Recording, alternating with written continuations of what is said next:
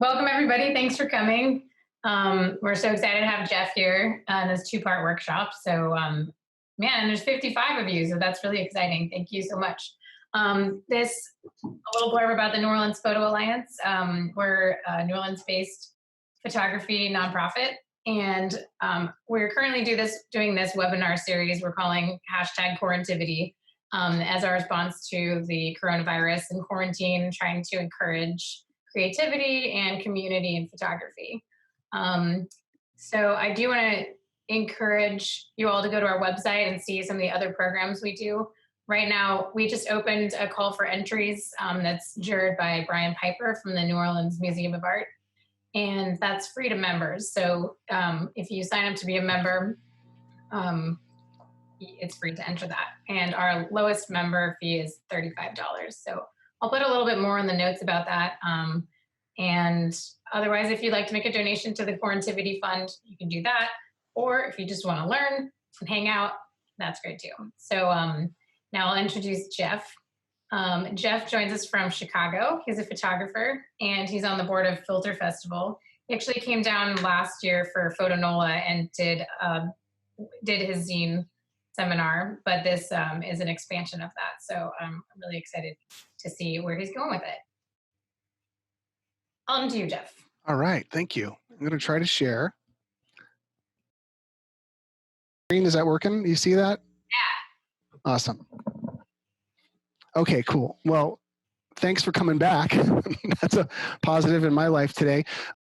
Thanks to Lisa, Natalie, and Seth, and the whole crew for producing this Quarantivity series. It's been amazing. I've tried to sit on every session that I could, and every talk with curators and artists has been really fantastic. So appreciate all the work they put into this, and I'm really glad to be here.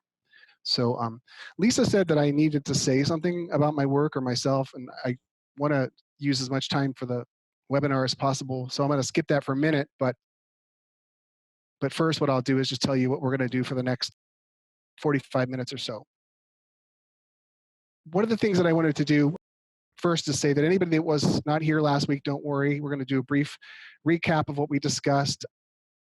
It's a kind of a different track, but I think it'll still be useful. So that's that. We're going to spend a little of that time revisiting a small band of a broad spectrum of photozines that are being made today that I'm seeing. And the reason for that is to survey what's possible. And then we'll construct a zine in its very basic forms. We'll look at various ways to lay out and bind them. And then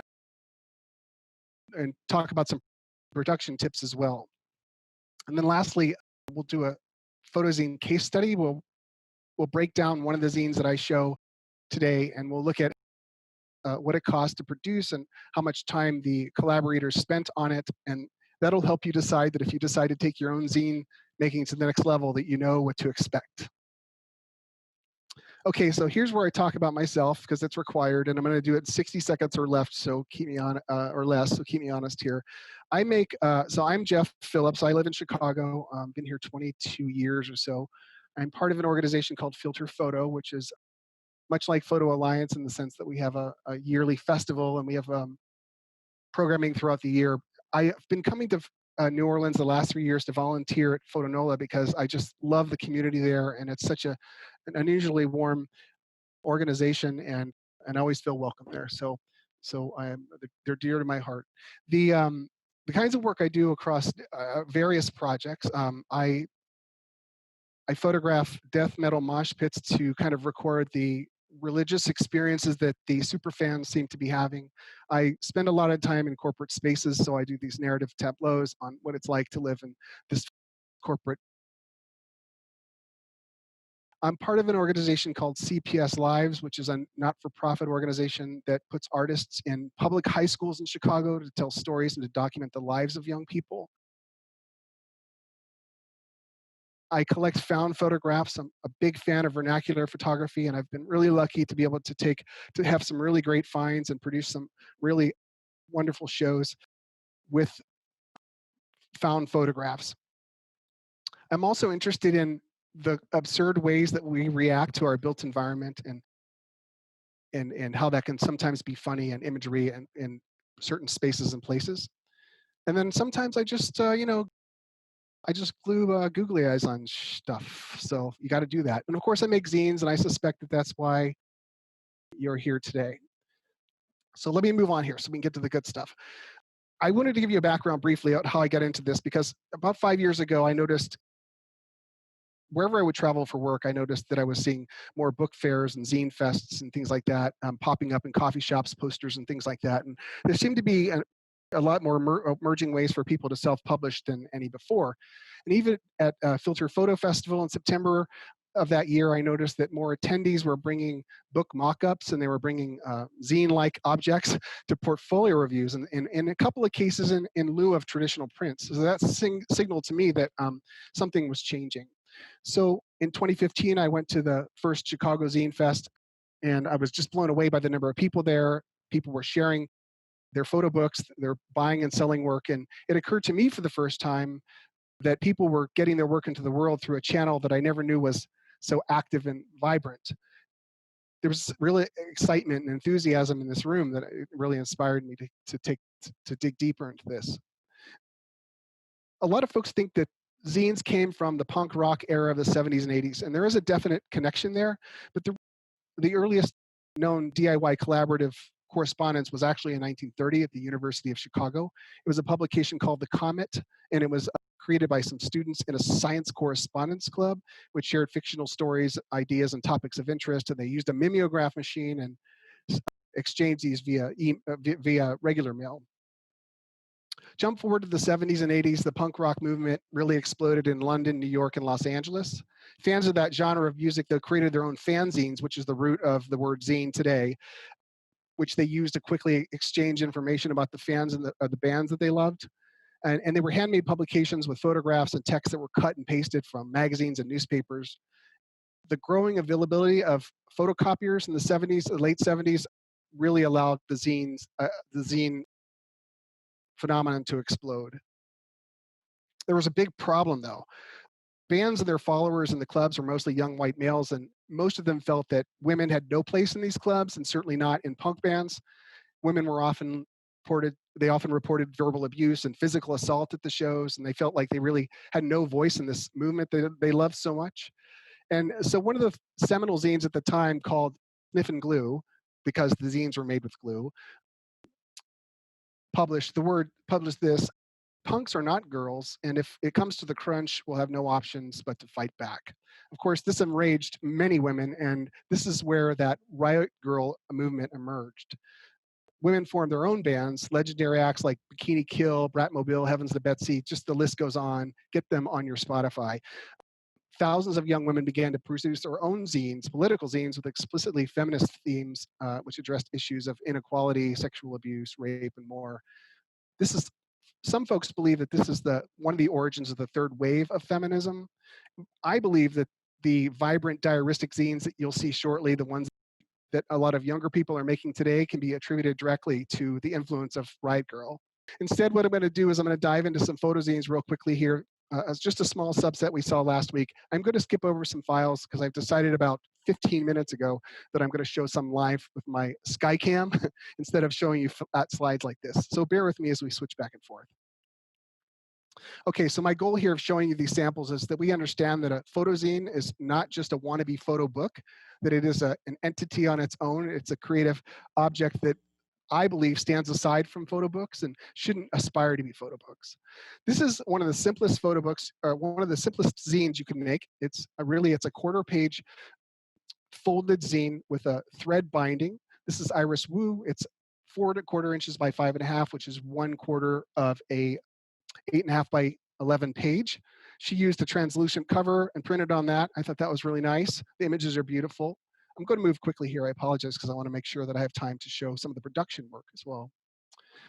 Oh River, this is an example of a 8½ by 5½, which is a standard digest size zine, and it has a cardboard cover on it, and it's photo color copier output, although it's black and white.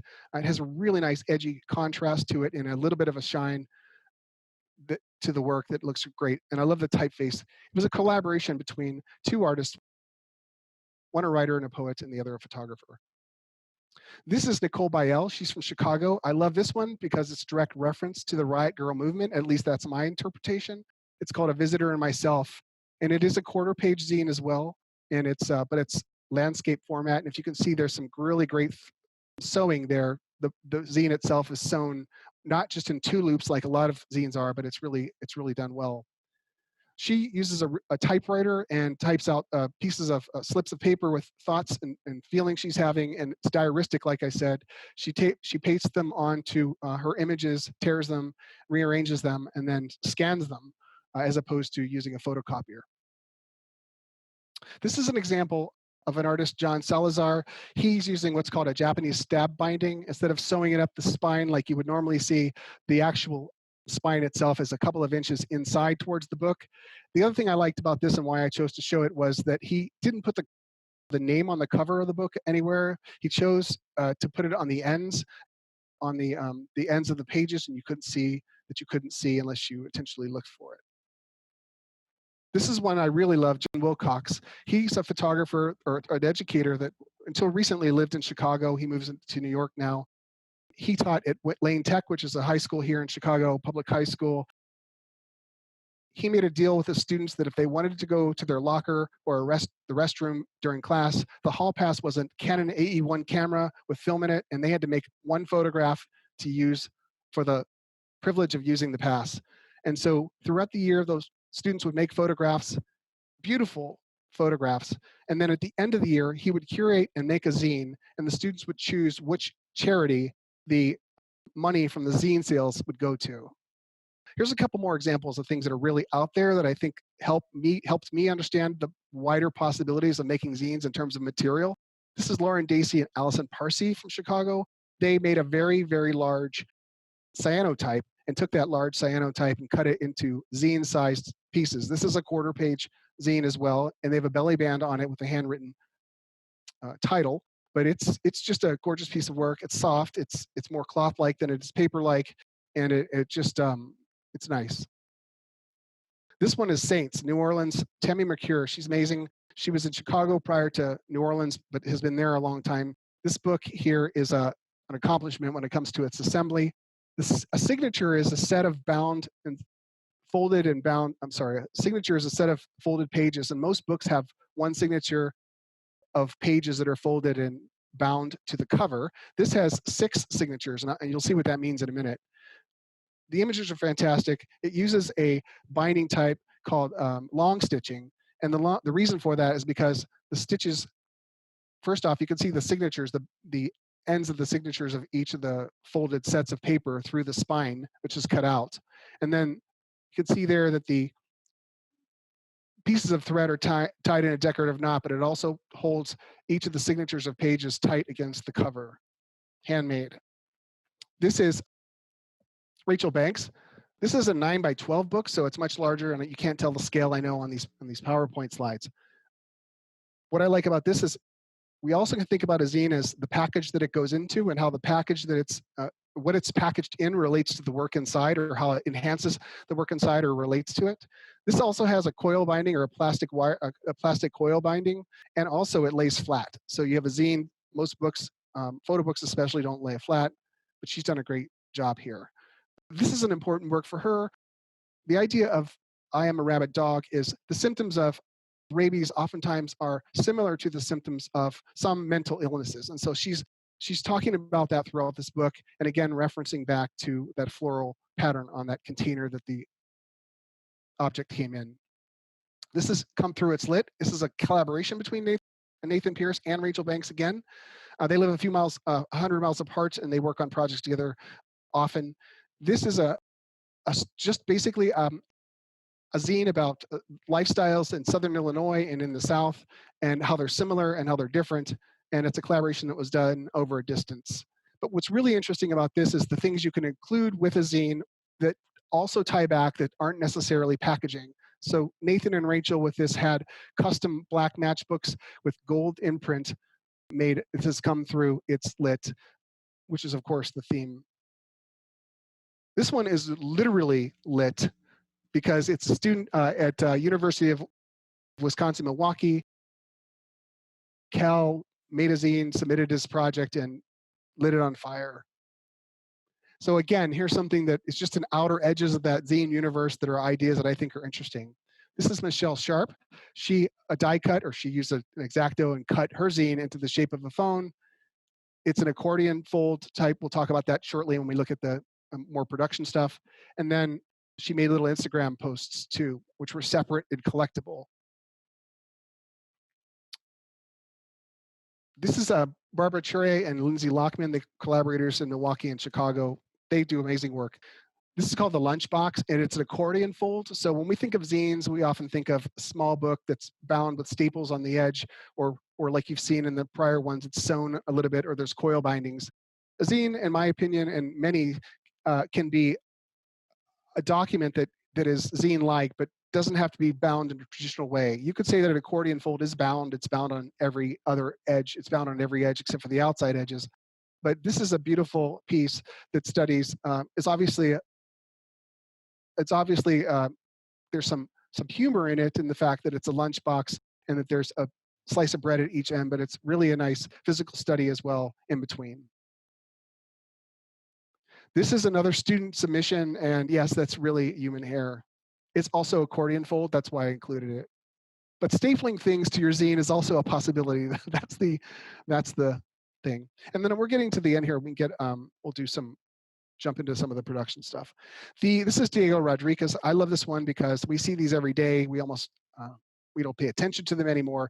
And it was surprising to me how much I didn't notice as I looked at the zine when we first started, that when I first started looking at it, that I didn't notice that some of these photographs were taken at his home, or broken eggs, not fresh eggs, and the outside of the grocery store and things like that. But the really interesting thing is how he packaged it. Perfectly appropriate for what he was doing. Again, packaging can be something to think about too. You saw that in the lunchbox one we just saw a moment ago, as well as Rachel Banks. I'm going to show these two for example. This is really important, I think. This is Midwest Dirt. It's another Mason Pierce thing. He did this 8 years ago. It was a tremendous success. It's a beautiful book. He sold out almost immediately. He did this binding where the book is split into two, and it's hard to explain this on looking at a flat screen like that. But the book is split into two signatures, sets of folded pages, and the cover kind of folds up in between them. That's important because that's a very lovely way to design a book and also separate two halves of the book for whatever creative reason you'd like. But Louis Palou, who's a very popular photographer, very talented photographer now, who produces some very creative and unusual books and projects, worked with Jennifer Yaffe to produce A Front Towards Enemy and this book in the last year or two. It's called A Field Guide to Asbestos, and it's really about the carnage and the destruction that asbestos has done, not just in Canada where it's at, but around the world, the kinds of things. And it's created in a way like a field manual. It's supposed to look and feel like a field manual. And when I talked to Jennifer about this, I said, hey, what was the idea behind this kind of lower end, this more field manually kind of thing? She said, well, Louis was really adamant. We wanted to make something that was more accessible. And if you notice, this is the same kind of binding Nathan used, and it's not exclusive. Nathan's not the first one who's done it, of course, but Jennifer did. When we talked, she said there was some inspiration because Nathan's use of that binding did make it feel more lo-fi, more accessible, plus the cost of materials to produce this for a publisher was lower, so more people could afford to buy it. So I think that was really great. When we think of zine making as looking upward, and then you have the publishing industry, mid and the corporate publishing industry looking down, it's interesting to know that they're looking for that aesthetic, that lo-fi or that DIY aesthetic in some cases. All right, a couple more here. This is important. I wanted to show you these because we'll talk about format of size in a minute. Generally speaking, when we make zines at home and we're able to do it inexpensively, we use multiples of a 8.5 by 11 sheet, division of it, a quarter or an eighth, or an 11 by 17, which is double an 8.5 by 11.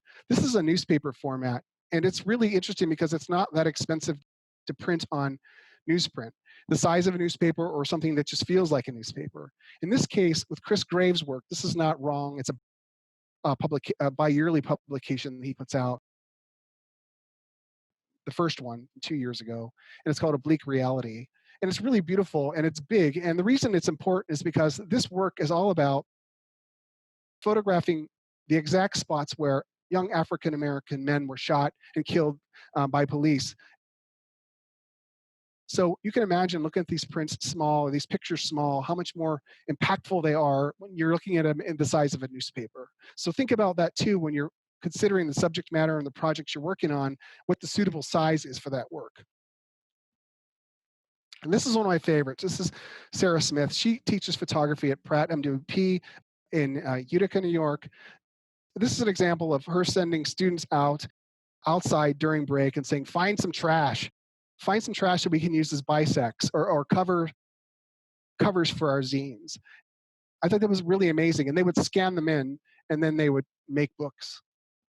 So that really goes to show you that anything anywhere around you could be a cover or input for a zine. Perfect. It's like a cooking show. So I said this in the last one in jest. I said, hey, I'm going to tell you something. Every book or every zine is really, it starts out with just being a stack of paper that you staple and fold in some way. And I said, well, before you say, oh, thanks for nothing, Captain Obvious, there's a reason for that. The 3 pages I have here of paper are essentially, as soon as we fold them or bind them or staple them, or it becomes a 12-page zine. If we fold it like this, we immediately get, this is an 8.5 by 11 piece of paper I've got right here. I'm going to fold it. I'm going to tell you about some tools along the way. You may be familiar with these, you may not. Hopefully I can find the tools. Here we go. What I'm looking for here is my bone folder, which I don't see. Oh, there it is, right there. Okay, so this guy right here, if you're not familiar with them, it's a bone folder. It's not made of bone. It's made of plastic. They used to be made of bone. The idea with this is that you could fold very sharp creases, but you can do that with anything, right? A pencil or whatever. But the difference is that when you're folding a zine like this and you're binding it, you already have your images on it. You may be using dark colors. You may have ink on it. And using anything else that in bone folders gives you more chance of glossing up that or marring that surface. So that's why these are great. They're super cheap.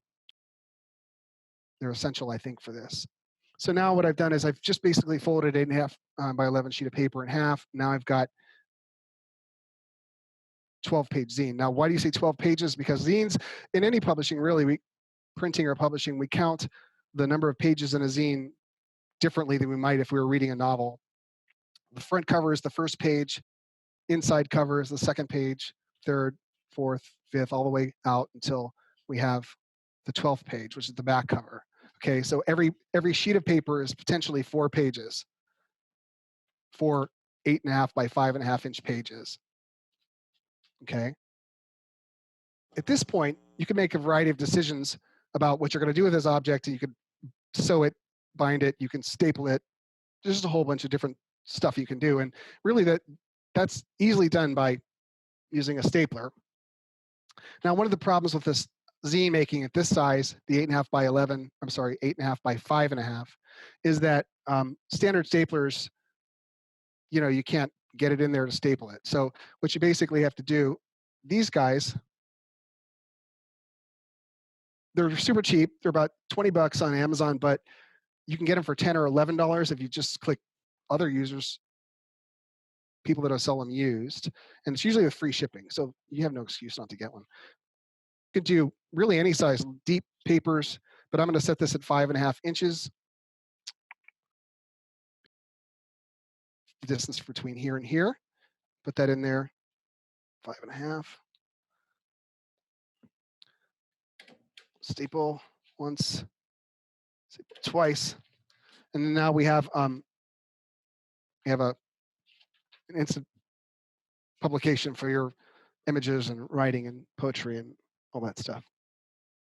This is simple, but the way you can make it different is by adding a different stock to the outside. So right now, there's no problem at all, or no reason why you wouldn't just make a zine out of the paper you're printing on and binding it like this with staples or sewing it. Some artists choose to use a little bit heavier stock. They'll just use a different card on the outside. have a lighter stock on the inside. It's essentially, before you staple it, you just use a thicker paper, or it could be any kind of material, staple it together so that you have a more book-like object if that's your objective. These are kind of the basic quarter-page zines that you'd ever make. These are great examples of it. They're just pure imagery. They are stapled. This is really nice cover material.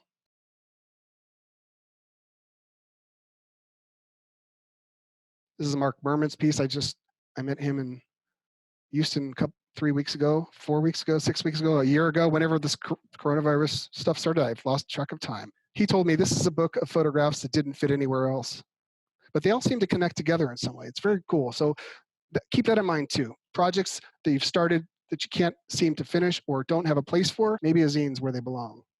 Okay, back to what I was saying here. So other kinds of bindings. What we just talked about here and what you're seeing here are based on folded sheets of paper that are stapled and bound together. So in other words, you lay them out flat. It's a stack of paper that we've stapled in the middle. There's other kinds of ways to bind books that don't require that. For example, this book by Valerie Bauer, she's from LA. She writes the Blue Line to Work rail, I guess, of the mass transit. And she made this book of images, and it's printed in blue Rizzo printing, which is, we'll get into some other time. This is post bound. I took these little metal posts out to show you what happens here. But if you have one of those 3 hole punches, like you have in an office or something, you can just make your zine and stack it up the way you want, punch the holes, and then use these posts, which you can find at any art store, and you can bind the book that way. It has a unique look, but it also lets you reassemble the book over and over again, or however you want until you have it right. She also does these fold-out pages, which I think are really cool. Some of them overlap and create new pictures. This book here, the fold-outs like that, I like that idea, and I see that happening more and more, and that's easy to do. Yeah, here it is. So just get yourself an 11 by 17 piece of paper, and then cut off on the long edge. You make it 8.5 by 17, and you end up with a piece of. I folded this already. Was I messing around earlier? What you would do is, when you're binding this with the staples, when you first start out, you would include this in that, right? And you would staple it. Of course, you would do it with much more precision than we're doing here. Like that. I'm stapling over it, which you would never do, but you get the point. So now what we have is, we have a zine, which is now added 6 pages to it with 1 sheet of paper. So now this is an 18-page zine. And the reason for that is, now we go through the book like this. And then we have our fold-outs, which add actually 1, 2, 3, 4, 5, 6 new pages. And then we continue on in the book. So if you happen to have a series, or you're telling a story, or it's about a place, and you have that image that needs to set the scene from a distance, what a great way to do it, right? With a fold out or something like this. Focus on your subjects and things in the other pages, and then a wide expanse in the fold out. All right, so here's one that I want to share with you that I think is pretty cool.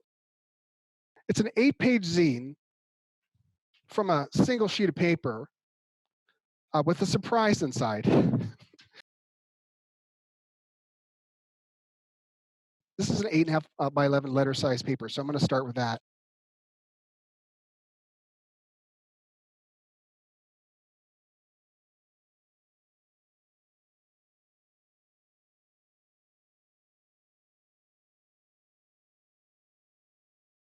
Fold it inward like this. This is the smallest, well, it's not the smallest zine I've ever made, but they're fun to make because it doesn't cost much and people really dig them. Fold it down like that.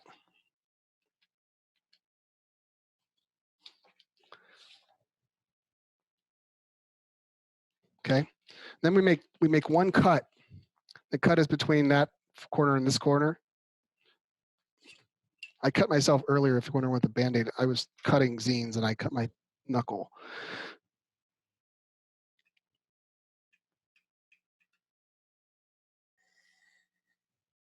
Okay, so I cut from that point to that point. Now you're wondering, what do you do? Fold it in half, kind of separate it out like this. Fold it like that. Give it a little more bone. Folder love, okay. And so what we have now is an 8-page zine. Goes this way. Cover, 2, 3, 4, 5, 6, 7, 8-page zine.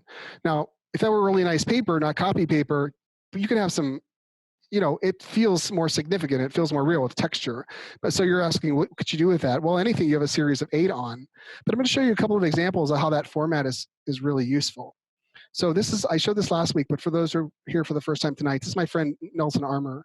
He did a show he had a project called Identity Project. Him and his wife were moving out of their home after 35 years, and Nelson found himself confronted with a large collection of T-shirts that he was attached to and felt strange about getting rid of because of the time he bought them or the time in his life he bought them or where he was.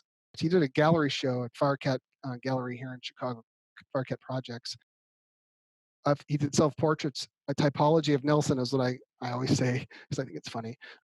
But it has information about the show, his background, the story of the show, as well as websites and anything that people would need to contact him. But what's really cool is when I showed you how to make that zine a minute ago, the 8-pager little mini one, is that there's a backside that we didn't print on that you can print on. And when you open it up, it becomes kind of a postery thing. I don't know if this is all the images in the show, but it's enough of the images in the show. And it's one of those things that I believe that people probably didn't. They got the thing at the show. It was in a glassine envelope, which is cool.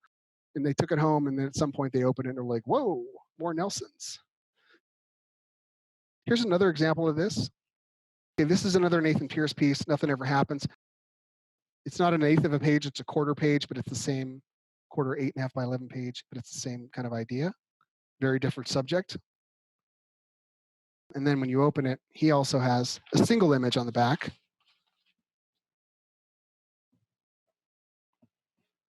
Pretty powerful, I think. So I like this idea a lot, especially when it's done in a clever way and it's got a point to it. That's that. A couple of things I didn't mention a moment ago about binding is that when I talked about the accordion fold, I showed Barbara and Lindsay's lunchbox work. There's some really interesting ways of doing this kind of accordion fold, the sandwich ends. This is a single one. I think it's linen tape. No, this isn't. Oh, it's linen tape in the middle, which is nice. It's really a nice piece. We showed that already, but what I wanted to show you is that you don't have to use a continuous strip. This is a piece that is actually, it's multiple folds.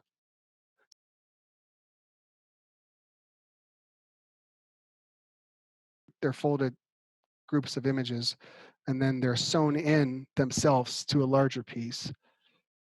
It's a zine about reading teeth. There's I guess, a profession of folks who can tell all kinds of things about you by looking at the roof of your mouth.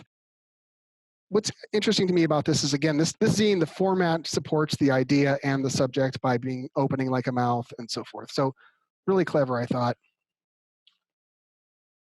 The next step, of course, is to get images on that paper. And that's one of the most tricky things that when we talk about making folded books, that we have to overcome. So I'm going to demonstrate what the essential problem is first. When we're making books like in zines like this, where we have images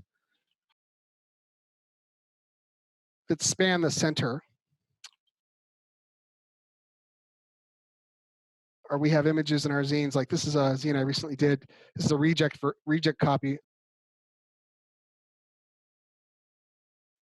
deconstructed to show you what I make my point. But when you design a zine that is folded and stapled or saddle stitch bound, the pages don't look like the way we're seeing them now, obviously. In Valerie's book, Blue Line, that's post-bound, she stacks those images there and they she puts them in the order she wants. But in offset printing like this, where we have sheets of paper that are being printed and then folded and bound,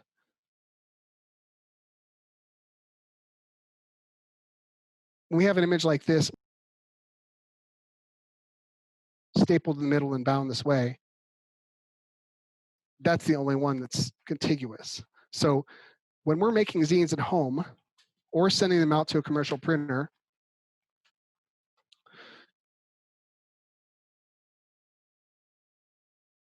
but you have to paginate them in the order or print them in your home printer. You have to somehow get them aligned that way so that when they all come out and you flip them over and print them through the other way, that everything's in the right direction, and that when you stack them up and you fold them, that it's going to come out like a book.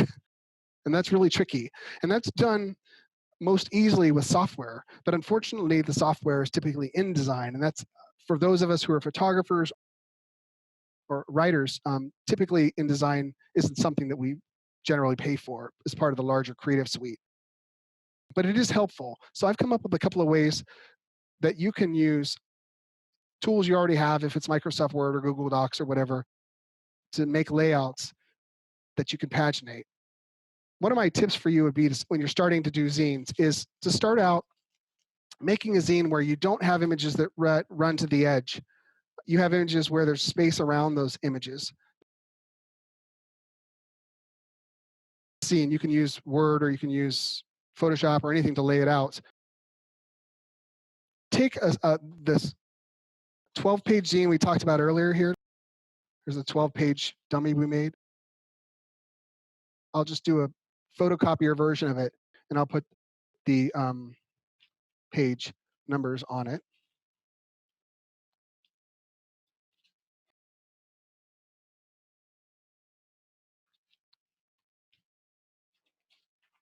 $10, $11, $12. How are we doing on time here? Oh, why? I got to keep going. Okay, so I just take it apart. And this is not going to be what you print on. It's going to be a guide to how you lay them out. Okay, so now what you see here is that you've got a page that's got 12 and 1. 12 is the back cover, and this is the front cover. On that inverse of that, you have page 2 and 11, and so forth. 10 and 3. And so what you need to do now is in Photoshop, I'll show you a template here in a second that I set up that you can have. And it's just a 2-page template like this where you can drop an image in and center it on each. And then you'll have them in the correct order. Now, before that, obviously, you'll take all your images, or if you have prints or however you like to look at them or whatever, you could take, you could lay them out and sequence them the way you want, find out which works best, the organization of them, the groupings of them, and so forth. And once you have that done independently of this, you can use these papers you created to figure out where in Photoshop you need to place them. Okay. So it's just a blank template. It's 2 halves. It essentially emulates the white page I just showed you with the 12 and 1, 12 on the left, 1 on the other, on the right. And you can drop images in this and print them. And here's an example of like I just dropped an image on the left and some text on the right. It could have been another image on the right, whatever, like the zines we've been looking at. But the idea is that this is an inside page. It's not the back cover and front cover. But if it were, I might name this file pair 12-1 or something. So then what I do is, then I know which, I can take my reassembled paper zine with the numbers that I wrote on it, and I can print it to my printer and have them come out in a paired order that is bindable, so that when you flip through the book, everything is on the left where it should be and on the right. So that's that. I can illustrate that concept real quickly. Okay, so I'm seeing in design, the way I lay the book out. This is a left page, right page, and I can rearrange them if I want, but I wouldn't, because everything in my book in this particular zine is a full spread. It goes across the spread. But you might be designing yours with an image on the left and text on the right, or an image on both sides, or whatever, or maybe it crosses the center. The point of this is that it's almost impossible to design a zine in a way where you're thinking of pagination in advance. You'd have, I don't know, I couldn't do it personally. But with InDesign, you have this print booklet feature, and one of the things that it can do is take care of all that for you, right? And you would do this if you were going to work with a commercial publisher, but you can see that it's automatically putting page 40 next to page 1. It's going through and it's saying, Page 36 and 5 should be paired. And so when you print it out to your home printer, see what I'm saying? They're already matched up. You flip the paper over, you print it through again, and then you stack them up, kind of do a visual check, and then pound some staples into that thing, or bind it with thread or something. So I just wanted to show that real quickly because software, I mean, it's not essential. It's essential, but it's not. This Photoshop version I showed you before with the 2/2, that could be Word. Word is terrible to work with, in my opinion, on images. It's just difficult to place them with any precision, but you could use PowerPoint. PowerPoint has some really amazingly cool grids. You can create a grid so you can have some precision around your layouts and things, but I'm trying to do as many of these templates for you as possible. I've got 3 now. I've got an InDesign one, I've got a Lightroom one for that 8-page zine, 8-page and one big poster on the back, and then the this one in Photoshop. So you can look forward to those if you want them. Okay, so we went through all this stuff already. Yay. Go forward here. Okay, so you remember when we looked at Come Through, It's Lit? So some of these projects that you're working on may be perfectly fine printing them at home. You're going to make 10, you're going to make 20. It doesn't matter how many you make, but there's a breaking point at some point. And there's also a quality level you may seek to achieve. But there's also a handiness and a oneness about, a uniqueness about making 10 zines at home that are slightly different from each other. But if you do just aspire to go out and make a book like this and produce something using commercial tools and commercial services, this is something to consider. So Nathan and Rachel, we talked about this, and I'm like, do you know what the costs were? And they had a good idea. Everybody that I've talked to about Zine says, well, we didn't make any money, but it really either elevated us, or in this case, or in Nathan's case with Midwest Dirt, in my opinion, brought his name to the community. So I did a little analysis. I went through some of the services like SmartPress or Vistaprint, which all have online calculators, to figure out what it would cost to print this. And that's always the lowest cost of a project like this. Or what's really costly is the time. Here's 4 online printing bureaus or printing services: SmartPress, MagCloud, Mixium, which I haven't used, I'm going to try out soon because they're near Chicago, and Vistaprint. They're widely different in pricing. And I could talk all day about what their differences are in terms of quality and speed and service and all that stuff. But SmartPress I've had really good success with SmartPress, and I would recommend that you take a look at them. I think Mixium is an up-and-comer here. They've been around for a while, but they are, the presses they use are smaller, and they're not as sophisticated as some of the larger companies like Vistaprint and SmartPress, which have invested millions of dollars into the most advanced digital presses. MagCloud has always been a place you can go. My experience has been their books. There's varying levels of quality there, plus they have a kind of a set group of services and products you can buy, and you can upload your pictures, and you could choose from layouts and things for family pictures or somebody's wedding if you're a wedding photographer.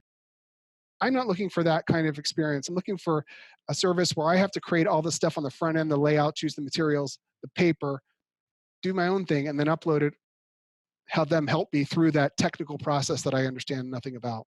So the cost comparison there is just for reference. I just updated this a couple of days ago, and again, it will be included in the materials. But what's really important about producing this zine is that I asked them, how many hours do you think you spent? And they didn't really know because it had been a few years prior to that. And I said, you planned it for how long you plan it? 20 hours maybe, shot for 40 hours, edited for 10, design layout 20, promoting it 10 hours. That's 100 hours. And so I was like, well, let's say $25 an hour is what you get paid or want to get for your daily work. And that's $2,500 of time. The expense for all that is on the right side. And the printing was only $200. And this is an edition of 50. It sold out too, so that's awesome. But here's the problem. If you're in it to make money, you can see right now that it's not a profitable venture. But I asked them to be conservative, like what's the minimum you thought you spent? And if you only spent 5 hours on it, you didn't shoot. I think they used a lot of images they already had, and they may have went out and made a few images to add to this book that they hadn't had before. They spent 10 hours editing, design layout 5, so forth. Even then, that's 25 hours. The expense is $825. Well, the gross income rather from the sales of the books was $600. So, but again, it's Midwest Dirt and like many of Rachel's books, that what it brings for their careers and for their practices, for awareness about their work, could be more valuable to some people than worrying about a few $100s or more that was spent making that work. Or maybe it's something that represents a larger body of work you have. This is one-day projects. It's Elliot Dudek and Jared Ragland. This is actually a 2015 in Photonola in New Orleans. They had a project where in 24 hours they conceived, shot, edited, printed, and bound zines, handmade books, an edition of 50 from, I think it was like 6 a.m. to the next 6 a.m. And it was an amazing story. I interviewed him about this and talked to him. It's using the same materials, the same binding, the same kinds of staplers, the same printers that we have. And in one day, they made this beautiful book.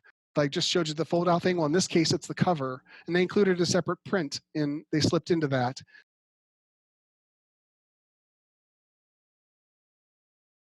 Cover, they printed like a gloss black ink on a matte cover, which gave it this really interesting look.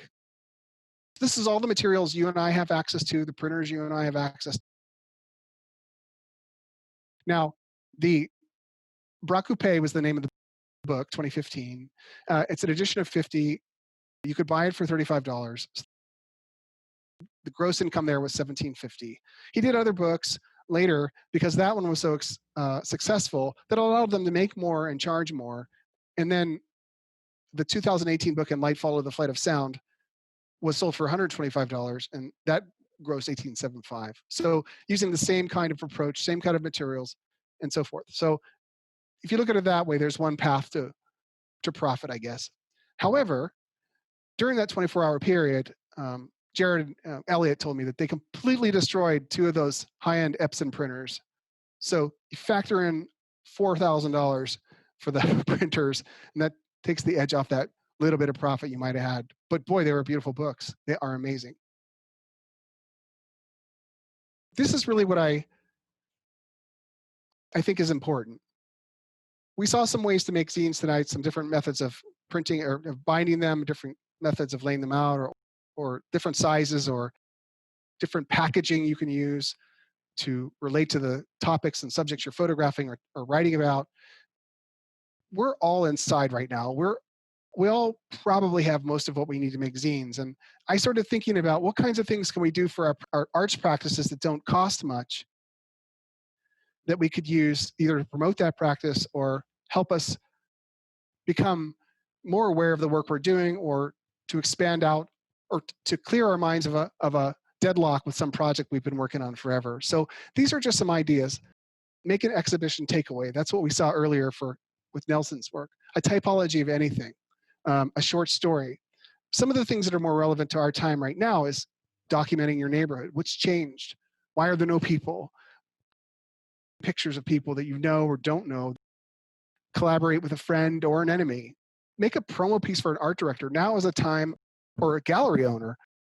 Now's the time to drop a cool zine of some work you're working on while in quarantine, or that you've been working on, that perhaps there's more opportunity now to connect with that curator or that gallerist. We all have series that aren't finished. I know that. I have a ton. My website actually has another domain name called Half Full Buckets. You can get to it by that too. And that means that all the projects I have are buckets that are half full. And so I'm trying to force myself to finish those projects. There's unrelated work you might have. There could be visual connections or threads across those work. You could make a zine of opposing work that may work together in a zine format or on opposing pages. We didn't talk about Ed Ruscha in this session, but if you look up Ed Ruscha, you'll see look up his small books, I should say, and you'll see this trend in zine making that's hilarious. It's absurd. Zine makers are following this approach that Ed Ruscha did back in the day when he made his small books. So there's just some ideas there for making zines and using them in your practice. I've kind of, as I've gone through this, talked about the essential supplies. One of the things I was thinking about posting, if you think it would be useful, is direct links to these kinds of tools on Amazon. Not one of those things where I'm getting 2 cents or something because you bought the stapler, but just so you can quickly go and see what those tools are. Obviously, you know where to buy tape and staples and things, but the specific, I have 3 or 4 staplers and variety of sewing kits and things, I'd be happy to do that if you thought that would be helpful. And then I would definitely go to smartpress.com and get a paper sample book. They're free. They'll ship it to you right away. Even if you don't use them, you'll get an idea of the wide range of papers, thicknesses, the weights of the papers. It'll help you match those to the kinds of work you're doing. So that's pretty much it for me. My website's jeffphillips.me, but I hope this was a helpful introduction to this kind of vast world that I'm fascinated with of photozines. In a time where we're conscientiously avoiding gatherings and where there are no gallery exhibitions and no museum openings and we can't be with our critique groups, I mean, what a better time to be rediscovering our own work and sharing with others. And maybe on the other end of this, we come out better artists and more inspired people.